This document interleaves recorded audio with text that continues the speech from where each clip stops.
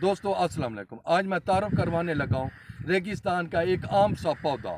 इसको जड़ी बूटी कह लें या इसको मदार भी कहते हैं और अक भी कहते हैं। आम ज़्यादातर लोग हैं जो इसको अक के नाम से जानते हैं और काफ़ी सारे लोग इसको मदार के नाम से भी जानते हैं। वैसे तिब्बी नाम इसका मदार है। ये काफ़ी जहरीले असरात रखता है। इसका एक घूंट इंसानी जान ले सकता है। इतने जहरीले असरात रखने के बावजूद अगर इसको हकीमाना तौर पर इस्तेमाल किया जाए तो ये काफ़ी सारे अमराज में शफायाब भी साबित होता है। तो मैदे के अक्सर सफूफ, फक्कियाँ या टैबलेट में ये पौधा लाजमी इस्तेमाल होता है।